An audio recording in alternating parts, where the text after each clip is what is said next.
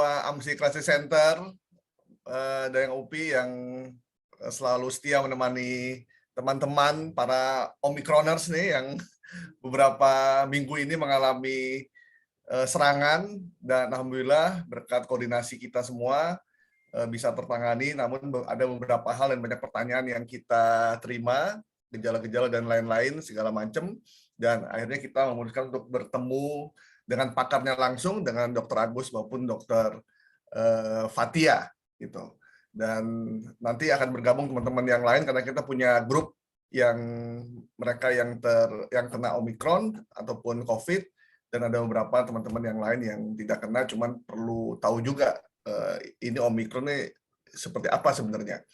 Dan tema kita untuk kali ini adalah bagaimana penyintas bersahabat dengan Omikron, karena beberapa bulan belakangan ini masyarakat jadi agak gimana ya, ya udah mau gimana lagi, ternyata COVID itu berada di sekitar kita. Kalau kita menutup diri, kalau menutup wajah itu wajib, tapi kalau menutup diri di rumah, nggak kerja, nggak ngapa-ngapain juga sulit juga kita hidup. Makanya bagaimana kita tetap jalan, tetap hidup, kalaupun memang ditakdirkan untuk kena COVID, kena Omikron, apa yang mesti kita lakukan dan bagaimana kita berteman dengan dia.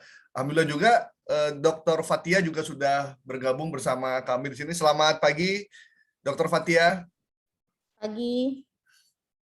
Terima kasih Dok sudah bergabung bersama kami di teman-teman Asosiasi Media Cyber yang tergabung sekarang. Semoga sehat ya Dok ya. Alhamdulillah. Oke. Untuk yang pertama langsung saya ke dokter ya, kayaknya panjang banget di jabatannya. Dr. Agus Dwi Susanto. Bagaimana kita bersahabat dengan Omikron Dok? Ataupun dokter bisa cerita, kan dokter menangani dari awal COVID nih, dari awal-awal kita belum kenal namanya COVID, kita belum tahu ada parkiran untuk lab swab antigen, kok ada sih lembaga gitu. Nggak, ini cuma sekilas saja. Tiba-tiba sekarang seperti sekarang. Silakan dokter. Ya, terima kasih. Selamat pagi semuanya. Assalamualaikum warahmatullahi wabarakatuh. Pagi ini kita diskusi ya. Ya, Dok. Dan saya khusus untuk kali ini didampingi Dr. Fathia ya, karena sebenarnya saya ini bukan bidang infeksi ya, karena saya dokter paru khusus untuk penyakit yang terkait dengan lingkungan dan pekerjaan ya. Kalau saya ini konsultannya itu. Tapi karena saya ketua Perhimpunan Dokter Paru, jadi saya terlibat di dalam penanganan COVID sejak awal tahun 2020 ya.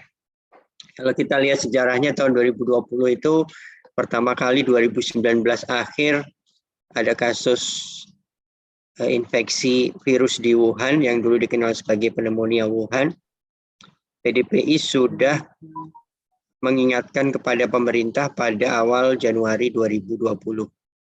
Pada saat itu, Dokter Paru membuat press conference yang pertama, dan kita masih punya arsipnya di media online juga, mengingatkan bahaya pneumonia Wuhan ini di dunia, termasuk akan resikonya masuk di Indonesia. Ya.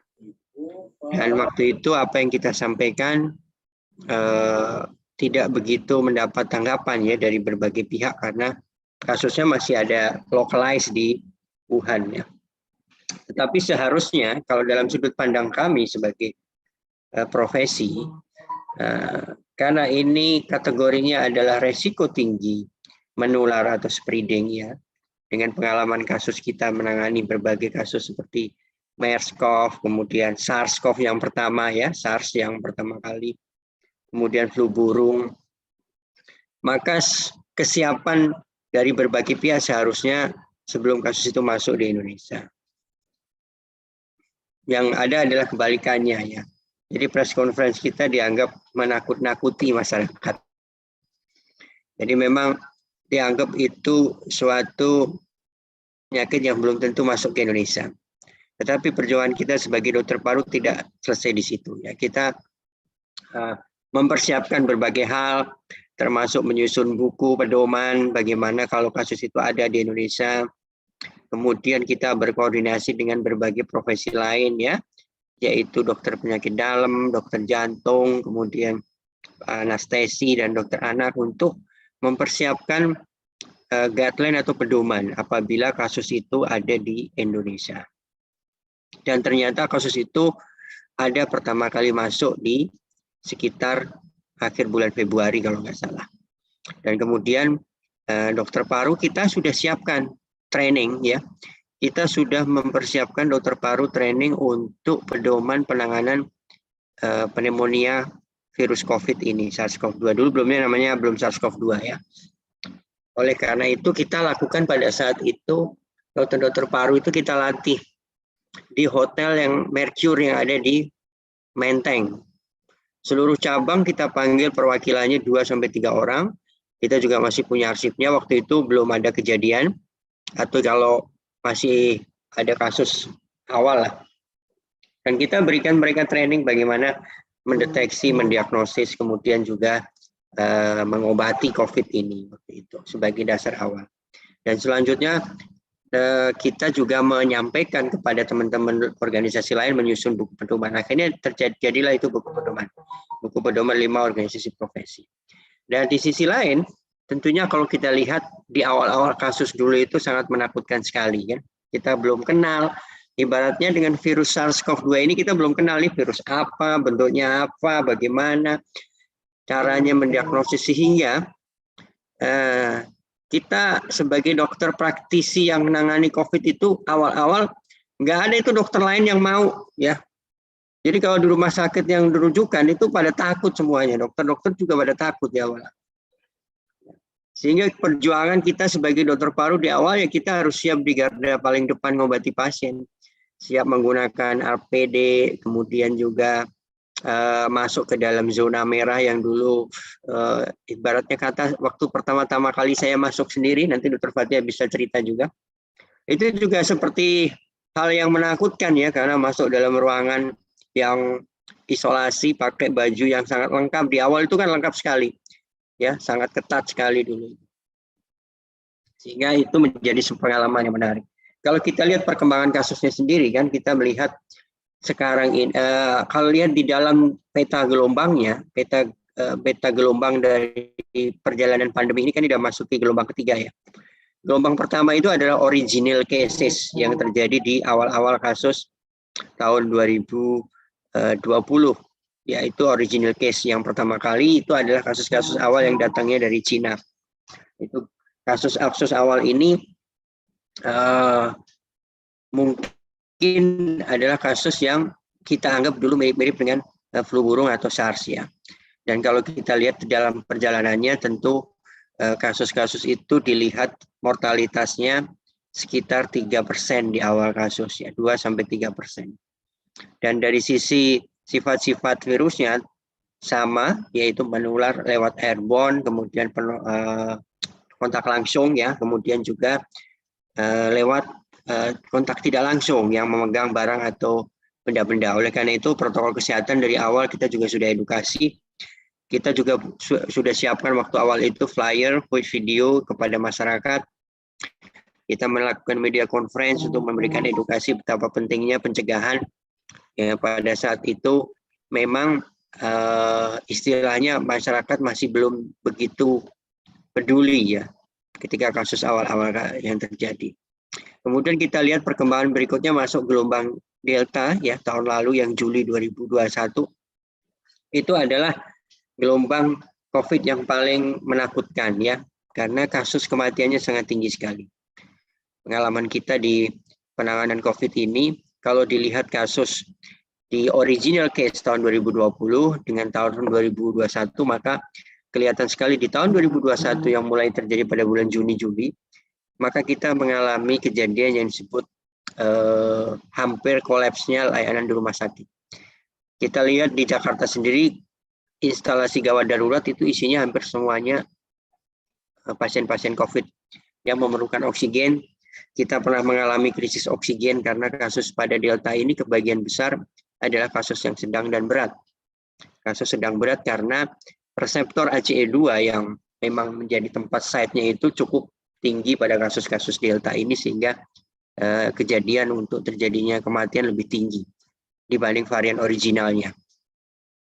Kemudian kita memasuki fase berhenti atau ibaratnya sudah sangat kecil sekali kasusnya mulai bulan September. Ya. September, Oktober, November itu kalau lihat grafik dari kurvanya, itu grafiknya flat. Di persahabatan sendiri tempat saya, itu kita sempat mengalami perawatan COVID itu hanya 1-2 pasien yang kita rawat. Dan kita mulai kembali lonjakan pada pertengahan bulan Januari 2022, yaitu kasus Omicron yang berlangsung sampai saat ini. Tetapi beda polanya dengan Delta.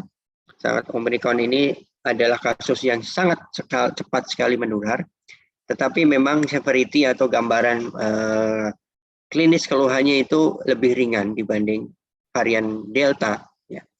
Meskipun begitu tetap memiliki resiko kematian kalau dilihat angka kematiannya itu di bawah 1% ya, beda dengan Delta yang bisa 3%.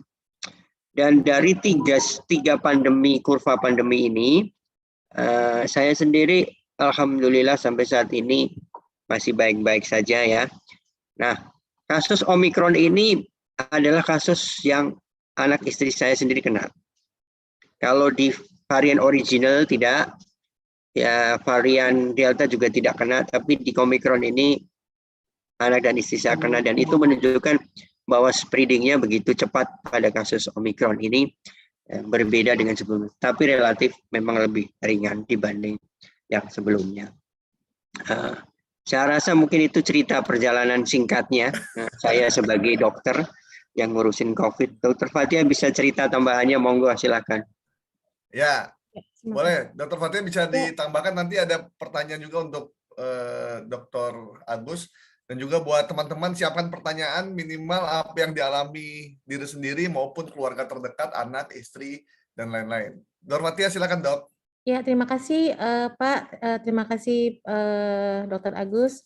Ya, saya hanya menambahkan bahwa alhamdulillah saya menjadi dokter paru, masa-masa inilah yang menjadi cobaan bagi kami.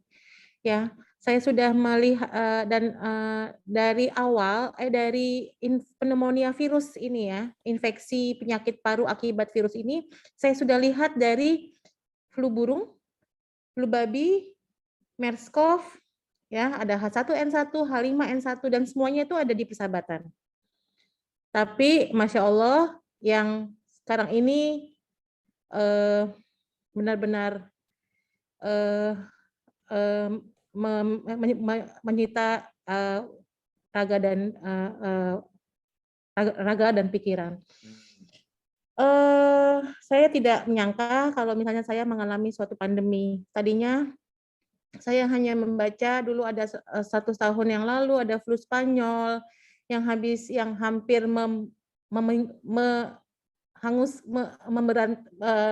melenyapkan berapa ratus ribu orang, berapa juta orang ya flu Spanyol itu. Dan waktu itu kan pengobatan juga tidak secanggih sekarang.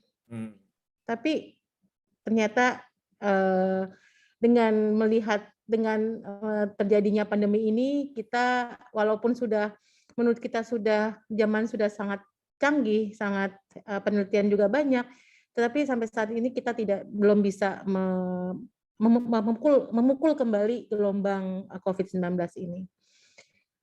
Hal ini antara lain karena menurut saya adalah sikap kita sendiri ya, sikap manusia yang seperti mungkin menganggap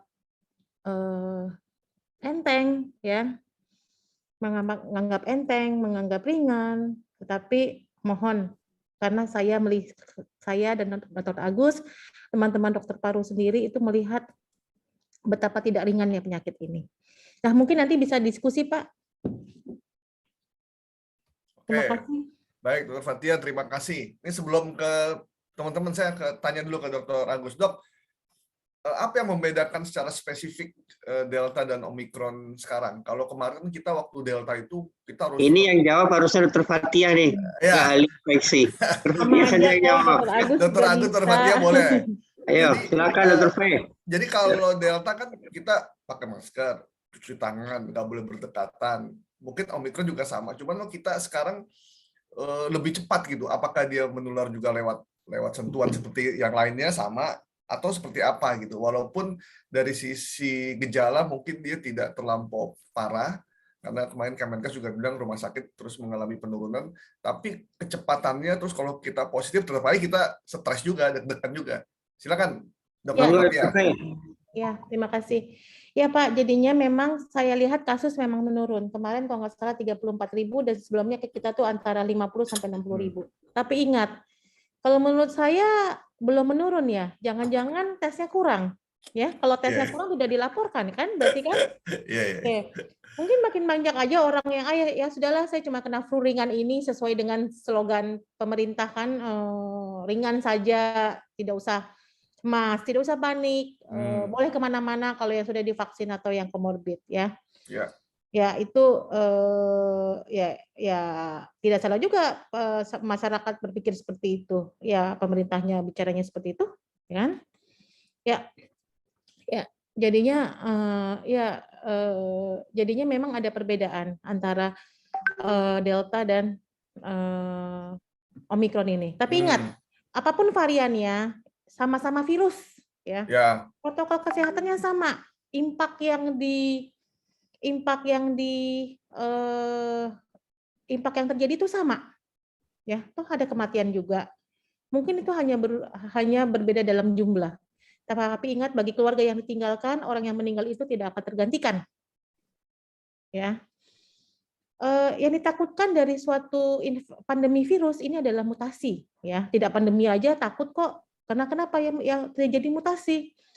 Nah, mutasi virus COVID SARS-CoV-2 inilah yang menyebabkan virus lebih transmissible. Dia lebih cepat untuk menular. Dia bisa escape dari antibodi kita yang tadinya sudah kita siap untuk menyerang dia balik, ternyata dia bermutasi, jadi kita tidak mengenali lagi, dan obat-obatan menjadi tidak efektif lagi. Nah, inilah yang ditakutkan dari suatu pandemi, terjadinya mutasi.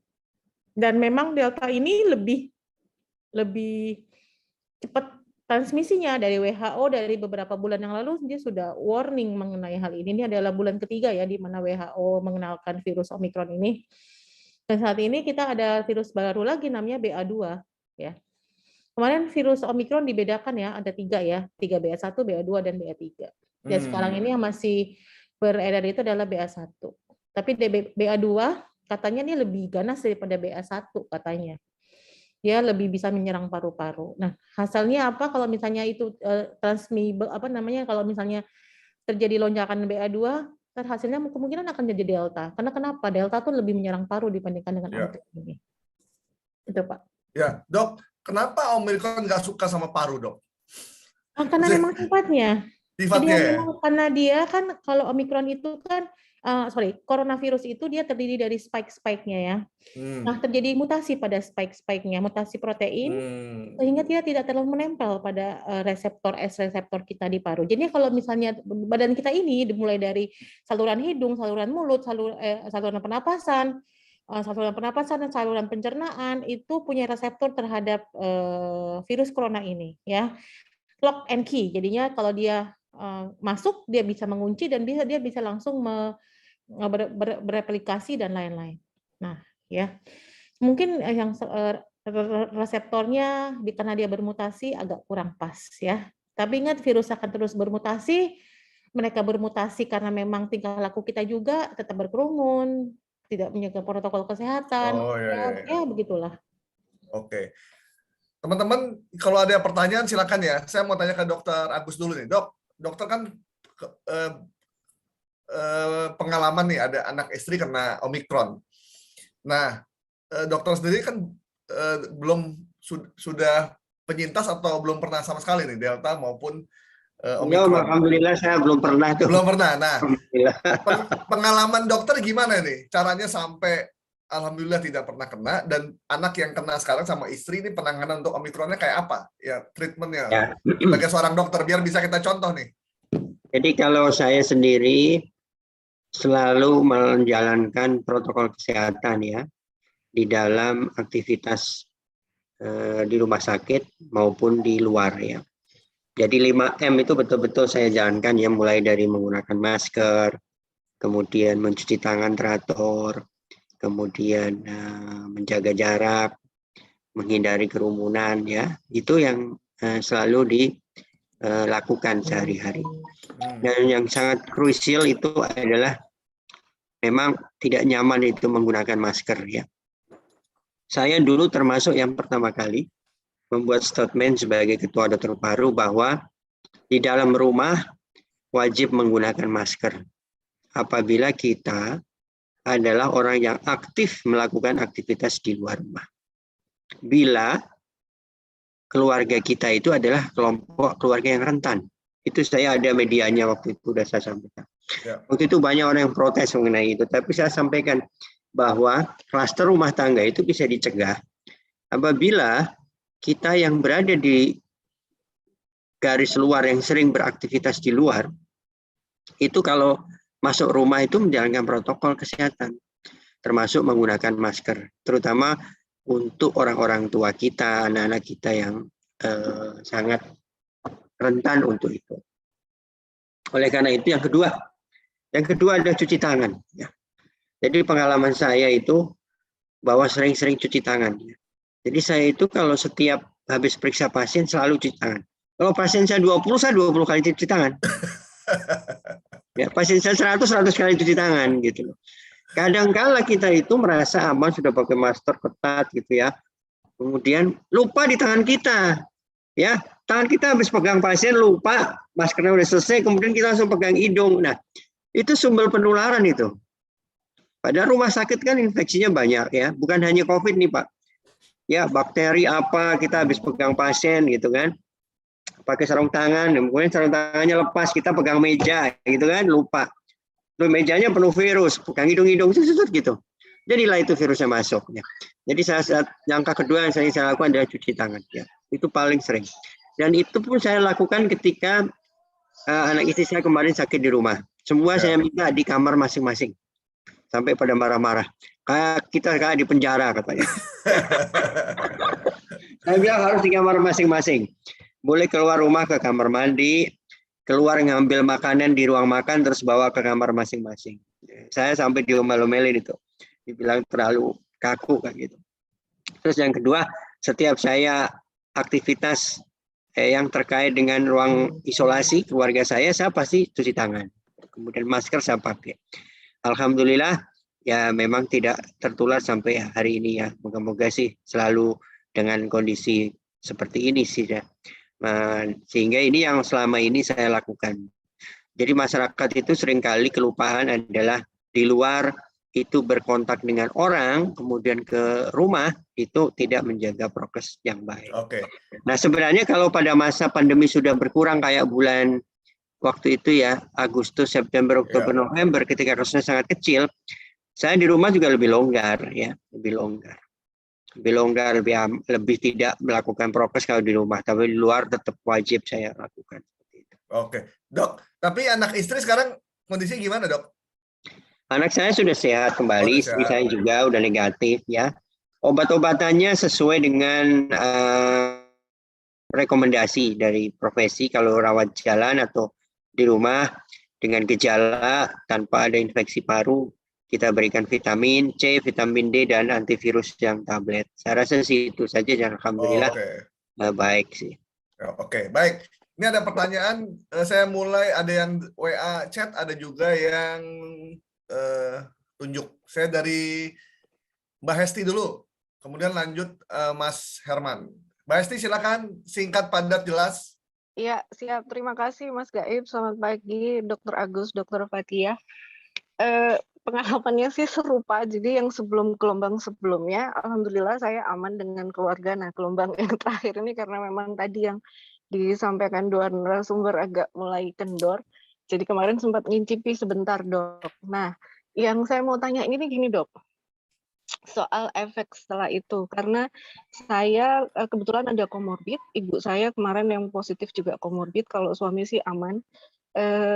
Apa ini namanya, di hasil foto ronsen saya itu ketika akan keluar dari rumah sakit ada tulisan ada indikasi bronkonumonia. Kalau ibu saya malah bersih, maksudnya tidak ada tulisan itu.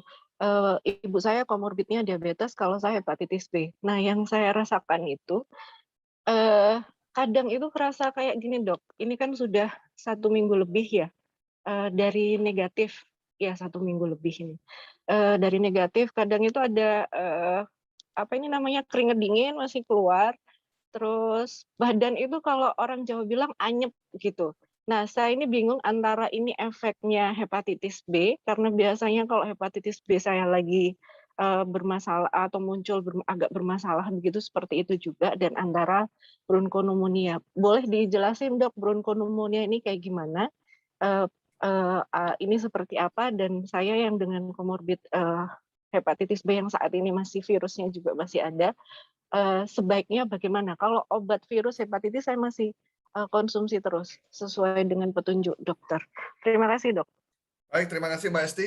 Silakan dijawab Dr. Agus ataupun Dr. Fathia, bergantian saja. Fathia aja nih yang jawab, nanti saya kalau ada tambahan boleh. Silakan Dr. Fathia. Ya, jadinya untuk tadi kalau nggak salah Mbak Hes bilang setelah perbaikan ya dilakukan velotoraks dan ada gambaran bronkopneumonia. Bronkopneumonia adalah suatu gambaran adalah suatu bentuk dari radang paru-paru ya. Tetapi dia belum sampai ke dalam, belum sampai ke perifer, yaitu kantung-kantung oksigen ya. Dia terjadi pada di perjabangan yang halus-halus.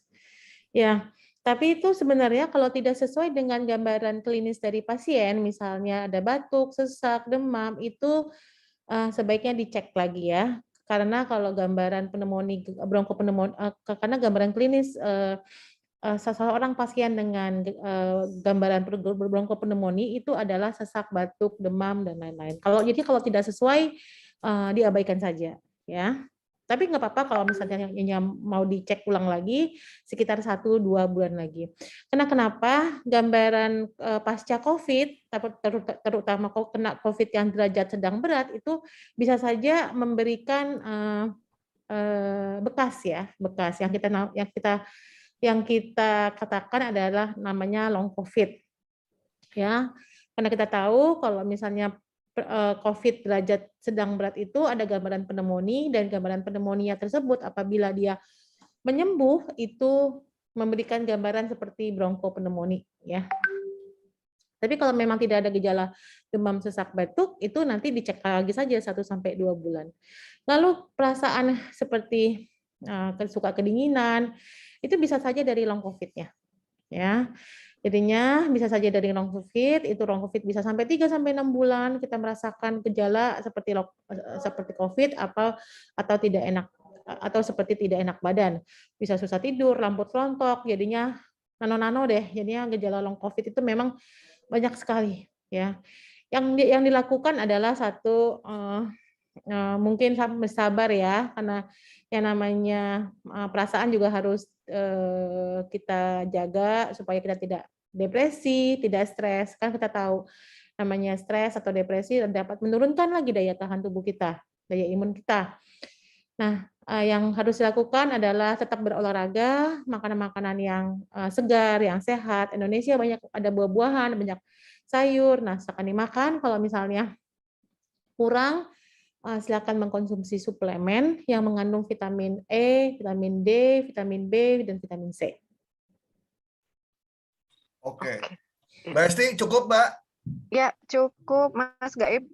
Berarti saya cek ulang lagi nanti 1-2 bulanan begitu ya. Kalau vitamin, boleh tambahan sedikit, Mas Gaib, kalau ya, konsumsi vitaminnya itu sampai kapan maksudnya? Karena kan ada beberapa vitamin yang sepertinya tidak bisa long term, seperti vitamin D. Jadi sebaiknya sampai kapan untuk kami yang penyintas seperti ini masih mengkonsumsi vitamin lengkap itu, Dok?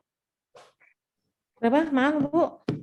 Kalau vitamin sampai kapan mengkonsumsi vitamin apa tadi, E?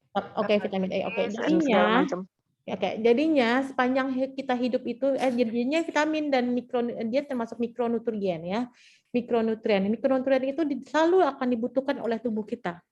Tubuh kita untuk sebagai kofaktor untuk membuat enzim, untuk sistem pertahanan untuk pembuatan antibodi kita, singkat kata untuk daya tahan tubuh kita. Jadinya kapan kita sampai memerlukan ya seumur hidup kita. Tapi ingat, vitamin-vitamin tersebut adalah bersifat suplemen. Kalau misalnya tiap hari makan ikan teri yang banyak kalsium, tahu tempe, sayur-sayuran yang hijau, sayur-sayuran yang orange, buah-buahan yang segar, itu sepertinya tidak perlu makan vitamin lagi. Cukup dari makanan dan buah-buahan yang kita konsumsi tiap hari. Oke. Baik. Karena kalau kita kebanyakan vitamin C, misalnya kita makan tiap hari buah jeruk sehari 2, terus kita makan vitamin C lagi 1000. Nah, itu percuma. Karena kenapa? Vitamin C akan diekskresi, akan dibuang melalui urin ya. Jadinya tidak dipakai juga. Jadi mubazir. Oke.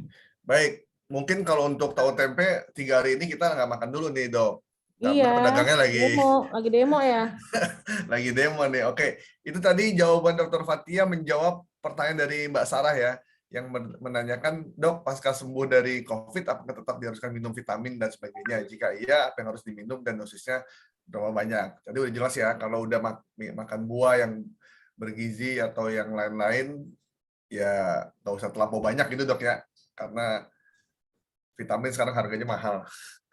Jadi secukupnya. Dokter Agus ada yang mau ditambahkan, Dok? Saya rasa cukup sudah tadi Dr. Fathia. Oke. Selanjutnya Mas Herman. Tadi bertanya juga Mas Herman. Iya Mas, terima kasih waktunya. Silakan Mas. Ini Dok, mau nanya. Kemarin kan waktu saya COVID, tiba-tiba mah saya kambuh gitu. Terus kemudian sampai sekarang kambuh lagi. Maksudnya ini udah beberapa lama saya nggak merasakan sakit mah, tapi kemudian pas COVID kambuh mah saya, terus sampai sekarang kambuh lagi. Terus itu yang pertama, itu kira-kira kenapa ya, Dok? Terus itu yang pertama. Yang kedua, ini dada saya kok masih agak terasa ditekan-tekan gitu ya. Itu kenapa ya kedua? Apa karena long COVID yang tadi Ibu dokter bilang atau kenapa? Terus yang ketiga, ini kan saya masih dalam posisi 10 hari pasca dinyatakan positif COVID. Nah, saya mau tanya, ini kan saya belum tes ulang. Apa perlu tes ulang atau cukup menghabiskan waktu isoman 10 hari yang disebut oleh Kementerian Sosial tanpa harus tes ulang lagi? Itu aja sih, Dok. Terima kasih. Oke, berarti posisinya Mas Herman sekarang belum negatif ya? Maksudnya dari positif kemarin? Iya, belum tes ulang. Belum tes ulang. Kondisinya berarti dada sesak mah kambuh. Ya, udah kayak asisten dokter nih saya nih.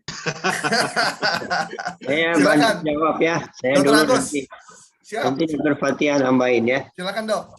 Jadi untuk Omikron, ini kalau pengalaman saya megang pasien dari awal sampai sekarang, itu memang agak unik ya, karena beda dengan ketika dulu Delta ya.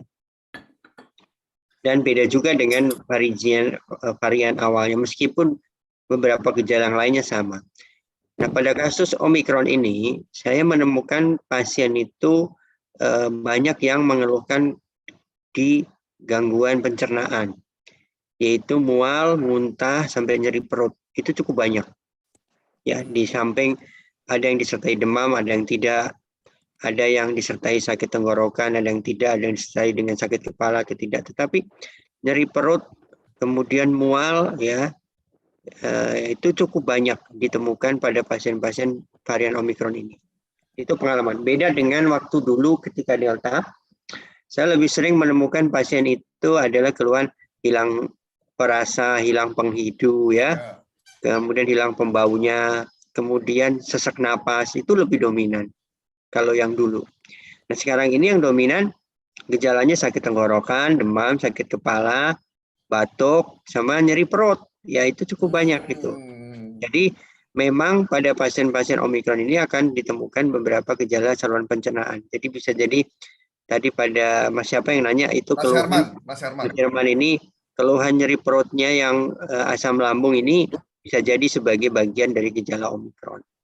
Nanti kalau Omikronnya selesai juga keluhannya hilang. Nah, biasanya diberikan obat-obat oleh dokter, obat-obat penghilang untuk keluhan sakit mahnya itu ya. Bisa obat PPI ya, seperti omeprazol ataupun juga obat-obat yang lainnya.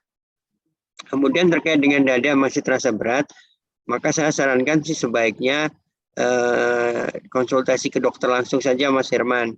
Karena kalau dada terasa berat, terus takutnya sudah kena tadi yang disampaikan pertanyaan kedua ya, Mbak siapa tadi yang ada pneumonia-nya ya.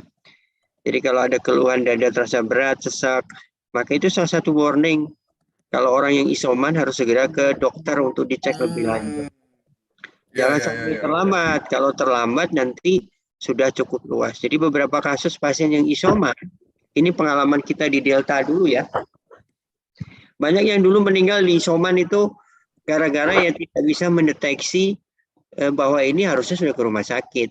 Jadi tetap di rumah aja. Padahal salah satu warning gejala untuk kita ke rumah sakit adalah sesak atau dada terasa berat, diare berkepanjangan, lemas, itu beberapa parameter yang wajib dilakukan ke rumah sakit sebelum masa isolasi mandiri selesai supaya bisa dideteksi lebih dini kalau sudah mengenai jaringan paru. Nah, mungkin itu tambahan dari saya. Silakan Dr. Fathia. Dok, sebelum ke Dr. Fathia, berarti dada sesak mah itu berarti udah gejala yang harus dikonsultasikan ke dokter ya dok ya? Nggak bisa isoman saja ya? Kalau dada terasa berat, sesak itu harus segera. Tapi kalau sakit mah saja sih enggak. Kalau lemah saja enggak. Dok, ini kan udah 10 hari, dok. Kalau itu seharusnya kan udah kekuatan virusnya udah berkurang. Kalau menurut Kemenkes lah ya. Di panduannya 10 hari itu udah. Ya. Nah, itu gimana, dok? Kalau 10 hari tapi plus 3 hari bebas gejala itu baru boleh dikatakan sembuh. Jadi kalau sudah 10 hari masih ada gejala-gejala, ya harus segera ke rumah sakit saja dicek. Apakah gejala ini adalah bagian dari long COVID atau dari COVID-nya yang belum selesai. Dan itu harus dipastikan. Kalau COVID-nya belum selesai nanti ditangani. Kalau bagian dari long COVID mesti diakses lebih lanjut. Long COVID organ mana yang kena. Dr. Fathia bisa menambahkan, silakan. Silakan dok. Dr. Fathia silakan. Tadi gejalanya itu yang seperti kata Dr. Agus katakan, untuk yang Omikron ini yang paling saya sering temukan adalah adalah nyeri tenggorokan. Nyeri tenggorokan, batuk kering, sakit kepala, dan yang kadang-kadang dengan keluhan mual. Ya, karena kita tahu lambung juga memiliki reseptor terhadap virus ini. Ya, jadinya ya, apalagi orang-orang yang dengan sebelumnya memang sudah ada sakit gastrisisnya ya, sindrom dispepsinya. Jadinya yang dilakukan adalah selama masa isoman itu pilah-pilah makanan yang kira-kira aman yang buat perut, comfort food namanya. Antara lain tidak merangsang pengeluaran asam lambung yang berlebihan, contohnya yang bersifat asam, lada, pedas, dan terlalu asin. Ya, jadinya pilihlah makanan-makanan yang kira-kira aman buat perut kita. Hindari makanan-makanan yang banyak mengandung gas ya, seperti buah-buahan seperti durian, kangkung sulit dicerna. Ya, tapi kalau misalnya brokoli, wortel itu aman. Kalau kol itu mengandung gas. Begitu juga dengan tepung-tepungan ya. Roti juga tuh hati-hati karena roti itu akan membuat gas lebih banyak lagi. Jadinya yang dilakukan adalah memang kalau memang ada riwayat asam lambung sebelumnya yang berlebih, kita bisa minum obat satu OTC seperti cairan promah ya, cairan promah, atau kalau misalnya tidak bisa sebaiknya memang berkonsultasi ke dokter untuk menyingkirkan kemungkinan lain. Kemungkinan lain yang harus diwaspadai apabila nyeri dada sebelah kiri atau dada terasa berat disertai rasa yang sangat tidak enak dan itu berlangsung terus-menerus. Dan apabila disertai dengan sesak napas, itu harus diwaspadai dan segera ke dokter. Nanti kalau memang kalau misalnya semuanya normal, kemungkinan besar itu adalah sindrom dispepsinya yang bisa diberikan obat-obatan obat lambung oral. Ya. Baik, dokter. ada pertanyaan dari Mas Nesto nih, soal gejala. Apa yang disebut dengan gejala ringan, sedang, dan berat dok untuk Omikron? Biar kita bisa menentukan, oh kayaknya kita harus ke rumah sakit nih. Oh kita kayaknya isoman aja di rumah lah, cukup minum vitamin, makan yang banyak, jemur, dan segala macam. Jadinya penentuan ringan, sedang, berat itu berdasarkan gejala pneumonia-nya. Gejala pneumonia itu sesak napas, batuk, dan penurunan kadar saturasi. Jadinya dari untuk diagnosis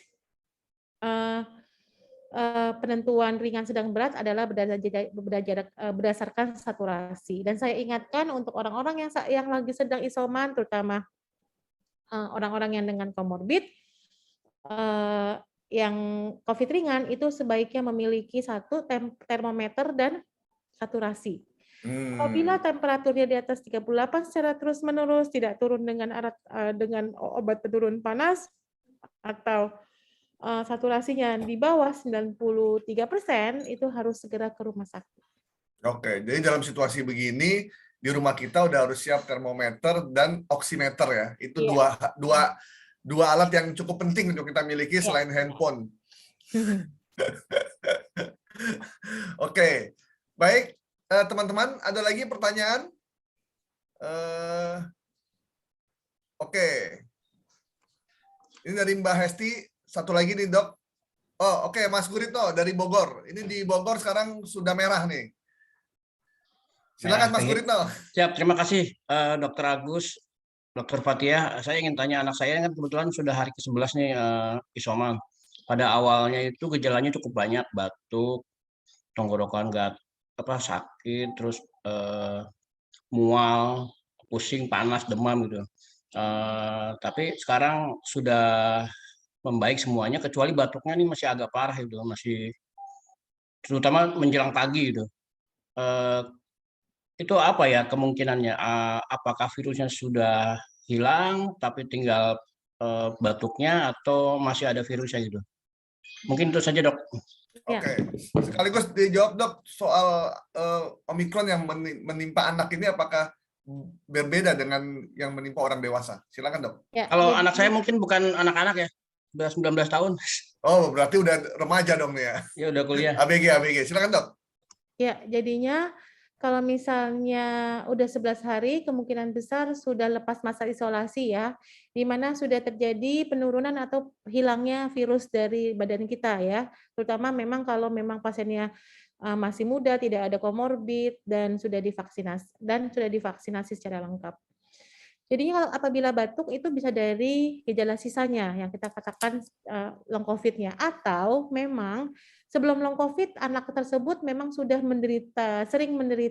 sering batuk yang disebut dengan batuk alergi, karena saya lihat itu batuknya dikatakan adalah pagi hari ya. Jadinya harus disingkirkan untuk kemungkinan tersebut. Jadi kalau misalnya batuk, kalau memang sangat mengganggu, ya kita sebaiknya ke dokter untuk diberikan obat penekan batuk atau pengencer dahak. Oke, Mas Guritno itu ya? Ya, terima kasih dok. Batuk pengencer dahak. Ini dari Mbak Hesti. Sebelumnya saat mens saya tidak pernah mengalami sakit. Bulan ini seminggu setelah negatif COVID saya mens dan sakit levelnya sampai 7. Wah, level 7 ini berarti pedas sekali nih. Semalaman, apakah dampak ikutan COVID juga atau yang disebut long COVID, dok? Ya, ya terima kasih. Saya saat ini sampai belum pernah melihat efek long COVID untuk sistem reproduksi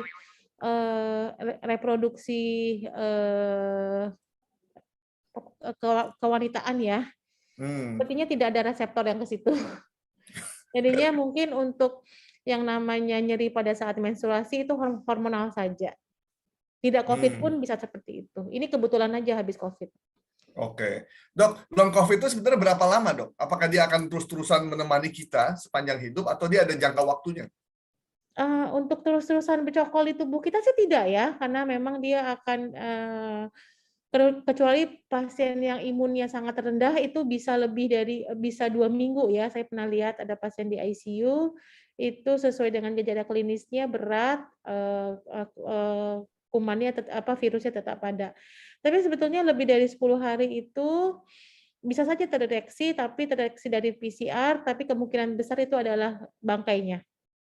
Oke, Dok, kalau misalkan kita ada orang yang kena Omikron 3 hari sudah sembuh atau 4 hari sudah sehat tidak bergejala, terus pas seminggu langsung negatif. Contohnya para pemain bola ya, Lionel Messi kena Omikron, cuman nggak main sekali, pas pertandingan gol udah langsung main, udah Muhammad Salah juga begitu sama. Nah, apakah daya tahan atau vitamin yang kita asup atau makanan yang kita konsumsi ini memberi pengaruh terhadap kekuatan tubuh kita untuk bisa segera negatif atau keluar dari belenggu Omikron ini, Dok?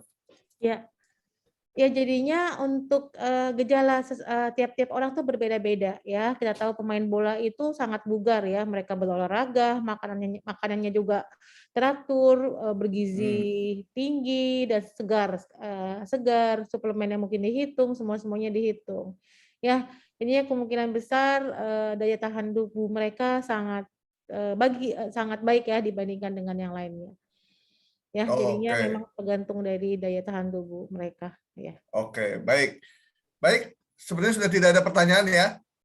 Saya minta Daeng Upi, apakah masih standby di sini? Jadi Dok, Daeng Upi ini orang yang selalu keluar kota, selalu olahraga di tempat dimanapun dia berada, dan sejak dari Alpha, Delta, sampai mungkin nggak pernah kena COVID. Mungkin sedikit apa resepnya Daeng buat kita semua? Ya itu aja sih, jaga kondisi dan pikiran sebenarnya, karena saya selalu berpikiran bahwa segala sumber penyakit itu dari pikiran. Jadi tubuh itu dibangun oleh pikiran sebenarnya. Jadi kalau pikirannya sehat, ya tubuhnya akan sehat. Jadi jangan sampai kalah sama tubuh deh. Jadi ya kalau itu tanya resep ya. Kira-kira. Oke, baik Daeng, terima kasih. Dokter Fathia dan Dokter Agus, ini pertanyaan terakhir ya dari Mas Nesto nih. Dok, waktu kita mengukur saturasi oksigen di oximeter, ada angka berubah-ubah, 96, 97, 98. Nah, mana yang menjadi rujukan? Kalau saya sih 98 aja biar tenang. Silakan, Dok. Ya, sebetulnya kalau misalnya saturasi oksigen itu sesuai dengan usia ya. Kalau misalnya usia masih muda, memang normalnya antara di atas 95 ya. Kalau misalnya usia lanjut ya 95 saja cukup ya. Ya, jadinya tergantung dari usia juga. Jadinya patokan saya adalah 95% ke atas. Kalau oksigennya 95 ke bawah, Dok? 90 ya, gitu? Ini itu pada COVID apa bukan? Kalau misalnya pada COVID ya, sedang pasien dengan isoman, saturasinya di bawah 95, segera dibawa ke dokter ya. Oke, baik. Baik, Dokter Agus dan Dokter Fathia, terima kasih banyak. Tapi untuk penutup, Kang, aku mau tanya nih. Ya, silakan. Terkait beberapa pertanyaan yang masih di mute. Silakan Daeng Upi. Oh, tunggu. Masih di mute. Ya. Udah. Silakan. Ya, udah. Oke. Dokter Agus dan Dokter Fathia, aku mau tanya, beberapa anggota kita itu yang sekitar dari yang kemarin itu 14 orang yang positif COVID. Dari 14 itu 8 yang diantaranya negatif setelah melalui proses isoman dan tes PCR. Tapi 4 diantaranya itu tidak melakukan tes PCR karena teman-teman itu sudah melakukan proses isoman selama 10 hari plus 3 dan tidak ada gejala. Dan kemudian aplikasi Peduli Lindungi juga itu sudah hijau di masing-masing aplikasi teman-teman itu. Nah, pertanyaannya adalah apakah memang aman itu setelah melalui proses isoman 10 hari plus 3 tanpa gejala, itu kita tidak perlu lagi melakukan tes PCR atau tes antigen untuk memastikan apakah itu aman, itu gimana? Ya, jadinya sesuai dengan edaran dari Kemenkes bahwa untuk orang-orang yang tidak bergejala cukup 10 hari dan orang-orang yang bergejala 10 plus 3. Menurut saya itu cukup, itu sudah sesuai, tidak perlu lagi dilakukan tes PCR. Ya, cukup aman. Oke. Aman ya? Oke, jadi teman-teman yang tidak melakukan tes PCR itu aman karena dari kemarin-kemarin itu masih ragu-ragu nih. Wah, apakah saya bisa keluar ini atau gimana? Oh, Nah, bisa. Apalagi sudah 14 hari. Silakan Ya, saja untuk yang beraktivitas. penting pakai masker ya, Dok ya. Tetap harus menjalankan protokol kesehatan. Oke. Bukan berarti dia sudah 14 hari isolasi mandiri, lalu dia keluar tanpa menggunakan masker. Ya, tidak boleh juga. Oke, Oke. baik. Dr. Agus dan Dr. Fathia, ada closing statement yang disampaikan kepada kami semua. Kemudian juga nanti kita tayangkan di YouTube juga buat masyarakat luas yang bisa ikut mendengarkan acara ini. Silakan Dr. Agus dulu dalam menghadapi Omicron sekarang.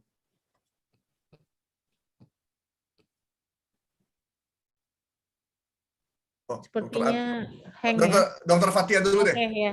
Ya, jadinya tolong jangan senang dulu, kasus turun bukan berarti benar-benar penurunan kasus, masih dilihat juga sekeliling kita masih banyak yang positif, masih yang kena banyak yang terkena. Tolong jangan berpikir ini adalah baik-baik saja, ringan-ringan saja, oke-oke saja, bisa kemana-mana, tidak ya. Kita harus melindungi diri kita dan orang lain. Ya. Baik. Baik. Dokter Agus sepertinya kelempar ini, Pak. Ya, kelempar nggak apa-apa. Baik. Kalau gitu kami mengucapkan terima kasih kepada Dr. Fathia maupun Dr. Agus dari Perhimpunan Dokter Paru. Semoga apa yang disampaikan menjadi berkah buat para dokter, diberi kesehatan, diberi keselamatan, dan juga tentunya barokah yang luar biasa. Dan juga buat teman-teman. Saya dengar katanya di surga nanti ada 2 yang otomatis dijamin masuk surga. Yang pertama adalah dokter, yang kedua adalah wartawan.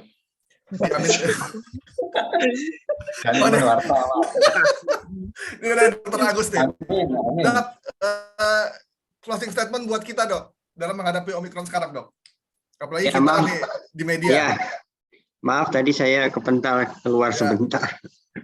Ya, terima kasih kepada teman-teman. Jadi untuk closing statement yang pertama yang terpenting adalah kita tidak boleh meremehkan COVID varian apapun, itu yang pertama. Karena baik varian Delta, original varian maupun varian Omicron tetap saja memiliki resiko kematian apabila terkena.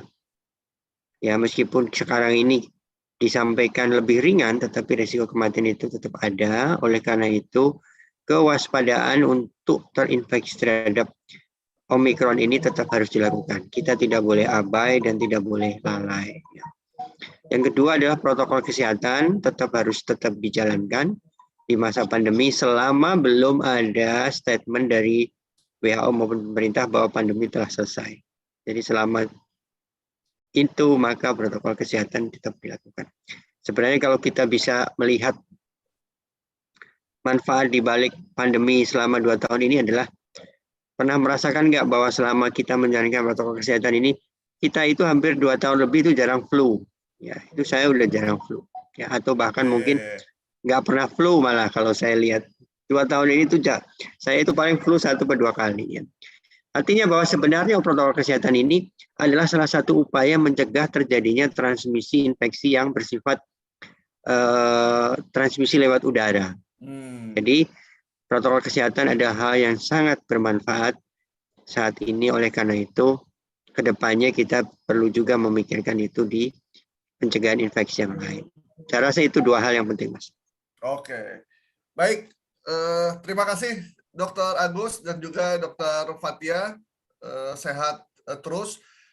Pemerintah harusnya menerapkan gas rem.